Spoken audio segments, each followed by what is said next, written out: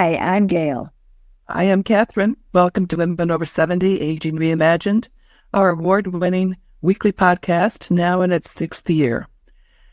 Visit womenover70.com to learn all about our offerings and ways to become involved. Consider joining Aging Reimagined Circle. As a member, enjoy free participation in our online monthly programs, and thank you for listening. And this is Cynthia Bargar. This poem is called 9 Days Before Your Death. 1. This photo, unposed, black and white, smile lingers seductive, fresh, no disquiet in your eyes. 2. Your hair kerchiefed, a few curls undone, reminders, this is summer. 3. Summer captures the swell of your breast, the rumpled ruffle under your sunlit clavicle. 4. You grip a vanilla cone. 1 scoop, it drips, speckles your fingers. 5. Smitten with the one behind the camera. 6. Beautiful, not because we are blood. No, not that desire to imbue one's dead kin with beauty. 7.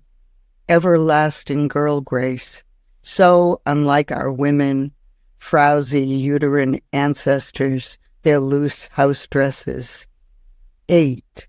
A tall tree behind you looms. 9. Composed, you walk toward me, almost out of frame. Cynthia Bargar, 76, was referred to us by Deborah Robin, former director of Jane Doe, Inc. Together, they raised lots of money for domestic violence programs. Cynthia has always been the one who writes, who figures out what she thinks, feels, knows, and doesn't know by putting pen to paper. After graduating from Brown University, she got a graduate degree in communications at Boston University and for a few years taught video and photography to teens in a grassroots urban media program. There, she learned to raise money to help keep the program afloat. She went on to a 30-year career in fundraising for nonprofits. She wrote grants, speeches, direct mail, all in the voices of whomever she was representing. Midpoint in that career, Cynthia embraced sobriety and wanted to try writing in her own voice. She studied at residencies and workshops and ultimately began writing poetry. She's been sober for 44 years and credits her sobriety as a key factor in writing success. In her debut poetry collection, Sleeping in the Dead Girl's Room, the poems engage with memories, most from decades ago, and family secrets surrounding the presumed suicide of her aunt, for whom she is named. In it, she also explores her own mental health history. She says it took years for these poems to find each other and coalesce into a book. Cynthia, welcome to Women Over 70. Your first career sounds quite rewarding. Do we want to talk about it, or do we want to jump right into poetry? I could say a little bit about the first career. The first career really was teaching video and photography to teenagers in Somerville, Mass. Mm-hmm. And that in itself was incredibly rewarding and disturbing because we got our funding from drug and alcohol substance abuse programs. And this was in the 70s. And many of the kids that we worked with died from overdoses. You know, media couldn't save them. We did a lot, and they learned a lot, and some went on to be stars in different fields, but several of them OD'd on drugs. So it's mixed, that first career. But that's where I did learn how to raise money, because we needed to keep going. And after that, I went into other kinds of activist and social service organizations and raised money for them. And that was call that the second career. And that was incredible. I worked for many years at a runaway and homeless youth organization in Boston called Bridge Over Troubled Waters, and raised much money there, and, worked sometimes directly with the young people that came through. The organization worked with 3,000 kids a year. And in the course of that time, that's when I realized, wow, I'm writing these things heartfelt from the position of, at that place, my boss, who was a nun, a sister of St. Joseph. I'm a Jewish girl. And I'm writing these things, and people are saying, oh my God, Sister Barbara, you are such a great writer. And I came to think about this, and thought, I wonder what my voice is. I wonder who I can express, because I had never done creative writing at all. So that was the sort of the leap from the second career, if you will, to the third.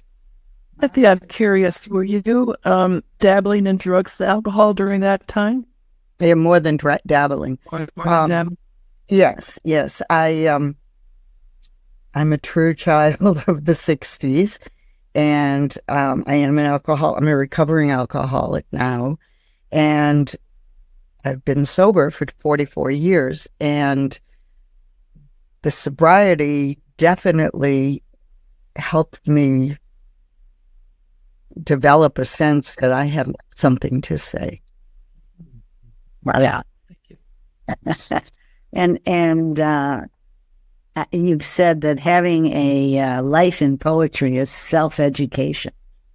So what do you mean by that? Well, when I finally settled down into poetry, I had written fiction before that, not really successfully at all. And I how can I say self-education? I learned some things in my own, like auto education, going to workshops, meeting with people, being in groups about writing. But as I wrote, and especially this book, I just got deeper and deeper into my own history. People often say the first poetry book is the super autobiographical one. And, I had this obsession after a while when I was writing to find out who am I? But I'm named Cynthia May Bargar. My father's sister was Cynthia May Bargar. She died when my mother was pregnant with me, and my parents had moved into that house, hence the title, Sleeping in the Dead Girl's Room, and nobody ever talked about it. And I wanted to know what had happened. And by the time I wrote this book, there was only one relative left, a 93-year-old aunt, who could give me a little bit of insight, but she didn't say that much. So I decided to just pursue this and see what I could find out. And the more I pursued it, the more things changed for me, and the more I learned about myself. I never learned the absolute truth of what happened. But what I did learn was I never had a good relationship with my father, and I was always mad at my father. And as I wrote these poems, I developed, and especially as I started reading them, I developed a sense of compassion for my father. I saw him for who he was when I was born, a 28-year-old man whose 18-year-old sister committed suicide. I believe she did, although I'm not 100% sure.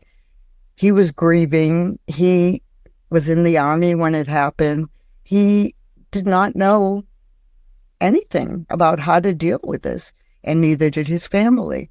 And my mother, I think, actually could have helped more. I think she was more willing to talk about it, but I had developed an idea that I wasn't supposed to talk about it. And we lived with my grandparents, also their terrible loss. And it just was silence. So I learned a lot about how I have dealt with my own life based on circumstances certainly beyond my control. But I feel like I've sort of, in my way, making it up to my father in some ways. Simply. Oh, wow.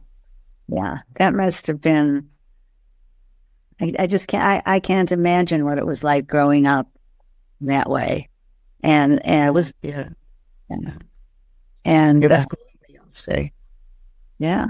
And so much credit to you for becoming sober and staying sober all these years. And look at what you've accomplished. Yeah, it's really exciting. And so tell us a little bit more about sleeping from a poetic standpoint, sleeping in the dead girl's room, and how you approach poetry. Tell us a little bit about your craft and how that works for you. The book, this is the book, Sleeping in the Dead Girl's Room. And I kind of had been writing poems where my aunt showed up in the poems. And at some point, a friend of mine who worked here in Provincetown at the Fine Arts Work Center said, you should take a course with Brian Turner. I'd never heard of Brian Turner. It's a course on memoir. And I said, but I'm not writing a memoir. And she said, well, he's also a poet and he's great. Mm-hmm. And I'll give you a scholarship and you can just take this course. And I took the course, and there were like 6 or 7 of us in the class for a week, and maybe 4 of them were writing memoirs and 3 of them were writing poetry books. And so he had a technique kind of for how to write something like this. And it was a lot of exercises, a lot of looking at the house where your life kind of occurred. And that was incredibly helpful to me. And that brought me very, very far back into my grandmother's house. And I started writing, I have a couple of poems in here with the basement where I think she died is a character practically. And so that really got me started. And I realized after that, I'm writing a book of poems. And, there's something that people talk about in the poetry world. There are project books, and then there are just books that are the poems that you've written over the last X amount of time. And this became a project book. And that also was something that really helped me because I was writing towards something. So I was very, very focused all the time. And it made it possible for me to sort of keep going and keep exploring and try to get further into it and do more research. I have in the book 2 things in the middle of the book. One is her death certificate, which I kind of erased and put a poem at the bottom of. And the other is an obituary in the Boston Traveler, I think the Herald Traveler, which contradicts, I did an erasure poem of this, but the actual obituary contradicts the death certificate. So I think that's kind of life in right there. We have official information, which says it's the presumed suicide. That was what the medical examiner said. Mm-hmm. The newspaper article says that there was an autopsy, which there wasn't, and that it was an accident. And I found these 2 documents that compete with each other. And I just thought, okay. And this, I think, is something about sobriety. Like, we don't know everything. I learned in sobriety, not to blame myself, not to blame others, and to also really look at the mystery of life, and that there often aren't hard answers. And I'm a Taurus, my astrological sign. I'm stubborn. Welcome. I'm stubborn, and I'm always looking for answers. And I still say, presumably, about this death because I can't verify it, So it's been interesting to have put it together the way I did. And it did, it was my first book, and it got shortlisted for the Massachusetts Book Award in poetry, which was kind of amazing to me. So this is your first book. Are there other books? Are there other books? There's a book, my new book in the making. I'm getting close. So, can you say anything about that? I sure can. I don't know the title yet, but in this book, I had a lifelong snake phobia, which has been incredibly consuming. I have a few poems about that in this book. And when this book was done, I just wanted to explore snake phobia and snakes. And so there are other things in this manuscript, but it's very focused on being so fearful of another species. And I've had recently some poems published, and there's another phobia called tryptophobia, which is fear of small holes. It's a visual phobia, which I think is hysterical. And I realized when I read about that part of the snake phobia it's the visual. It's what the snake skin looks like to me. So I've sort of gone down a road of visual, what you can look at and what you can't, and what I can't. So that's where the next book is heading. That's fascinating. It's we talk about Catherine and I talk about women over 70 being creative and courageous, and you are certainly that. And it takes a lot of courage to look into these phobias that have made up your life, and how creative to look at them the way you are and to turn them into poetry the way that you're doing. Before we ask you another question, would you mind reading us another poem? Not at all. Do you want me to read you a new snake poem or one of the snake poems in the book? Yeah, that would be terrific. Okay. I will read you a snake poem from this book. Well, this is a good one. Okay. At the Revere Beach, Wonderland, Hippodrome, Carousel, my cousins tell a story as I mount the medieval steed, its saddle gilded and jeweled, flower garland, sapphire and saffron, carved in deep relief. At the Flying Horse Factory in India, snakes often dart into a horse's mouth and give birth to snake babies who ship to America inside the horses. And when a little girl like you rides a flying horse, a snake might dart out and wrap itself around her neck. Eyes shut, legs wedged, I gallop up to the rafters, crash down, helpless to quell the wooden beast, the calliopes whir and whine. So, wonderful.